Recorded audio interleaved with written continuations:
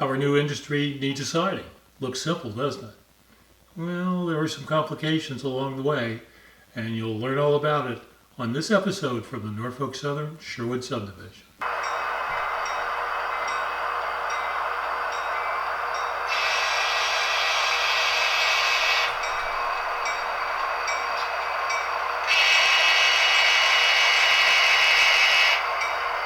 You're watching the Norfolk Southern Sherwood subdivision. I'm Harold. Thanks for watching.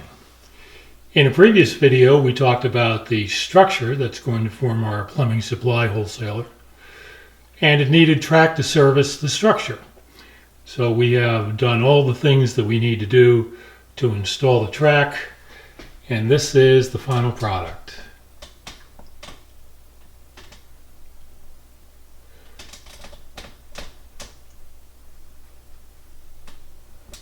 So you say, what's the big deal? It's a piece of track. It's not even 3 feet long. Well, there were a number of steps that we had to go through to get to this final result. The rest of this video will be dedicated to showing you all the things we had to do to get this, what looks like a simple piece of track, into place. So please stay tuned for that. Returning to our scene that is being built for Sherwood Plumbing Supply, we've made a decision to put the track in. This is where the track will go. It will extend, of course, back to the backdrop, and it's going to be as close to the backdrop as possible. One other thing that we'll notice from this is the following. All the operations that we do on this railroad, we use manual uncoupling with, for example, a barbecue skewer or some other such device. In this case, I can't really reach that effectively to do that because it involves doing something like that. So we will be instead using under-track magnets provided by Kadee, and we will use their delayed uncoupling feature, and we'll see more about that in a moment. We have decided to use Kadee's delayed uncoupling. To do that, you use magnets in the track or under the track. So here are your options. First option is this. It goes on top of the rails, on top of the ties. But there's a problem with it. See this problem? And you may not be able to see it. But if you put it right there on top of the ties, it sticks up above the ties. So what you have to do to use this is you have to cut out some of the interior of the ties to lower the magnet device. Part A. Part B, it doesn't look very good. It certainly doesn't look prototypical. This was a grade crossing. So that idea has been rejected in favor of this idea. This is an under-track magnet, and as suggested, you put it under the track. Actually, it goes like this. And then you put the track over top of it. What it involves is digging out a space underneath here so that the top of the magnet is level with the road, with the sub-road bed. We'll show you how to do that right now. And it's a pretty simple process. Take your magnet, draw a line around it, and using some sort of device, I think utility knife is the best. You cut this out, then you dig the whole thing out. And that's what I've done here. So if we were on the layout, this would be the foam, and we will cut it out to what's underneath the foam, which is MDF. Next step would be so you end up with a block that looks something like that, except its thickness is the thickness of the foam. You have to shave off some of the bottom of it. I've done that by using a razor saw in this manner, to the point where when I place this back in the hole,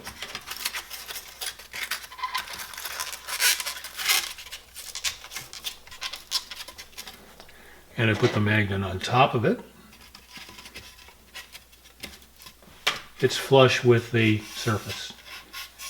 And then the track goes right over top of that. That's what you're looking for. So that would be the major part of installing the track for our plumbing supply company. The other things will be connecting, creating a little ramp so that we go from the main line, which is ballasted and has a sub roadbed, to track that's laid on grade. We already have a video about that, so I won't show you that again. And then we're going to lay the track and connect the track feeders. Likewise, we have videos for that, so I won't show that again. What we will show is the final product, and I'll try to give you some links to the other videos that I just talked about, in case you're curious about how those things are done. So for now, we're going to go to the layout and repeat the process that I did here. Stay tuned. If you are unfamiliar with delayed action uncoupling, we'll give you a little demonstration. If you know what this is about, just skip to the next section. Pull your car in here and stop. The magnet's open. Now you can push the car back into, in this case, the plumbing supply company. When you go to leave, you don't want this to happen because you're going to pull the train out. If you maintain pressure across the magnet, the couplers will not open like that. Hope that helps. Now back to our original program. An additional item that we've had to address having to do with the track is this. We need to transition from this area right here. This is the main line. It's on a roadbed of cork on top of the sub roadbed. The track to the spur comes off the main line, so it's at the cork roadbed height, and proceeds down to here where it's laid on the sub roadbed with no cork underneath it. So we have had to build a transition ramp. You can see it, this is it right here, out of cork. To do this, you take a piece of cork about 9 inches long and sand it down so that it tapers to a nice transition from the roadbed height to the sub-roadbed height. And that's what we've done here. The real idea is to be able to get rail cars in here. So let's try that. What we should observe here is the cars will go down that small incline without uncoupling.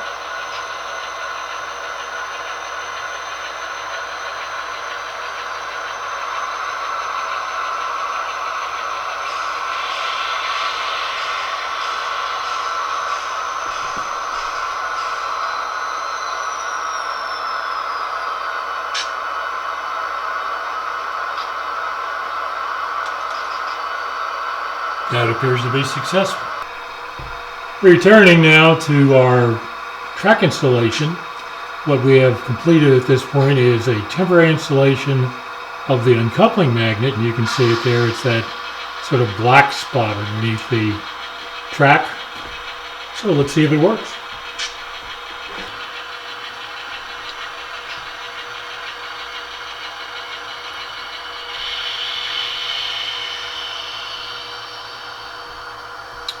So we bring our train in, and we want to stop right over top of the magnet.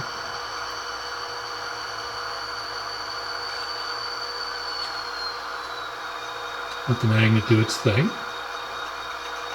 And we want to back out of there. And you see what happened. The coupler opened. I'll reverse our locomotive.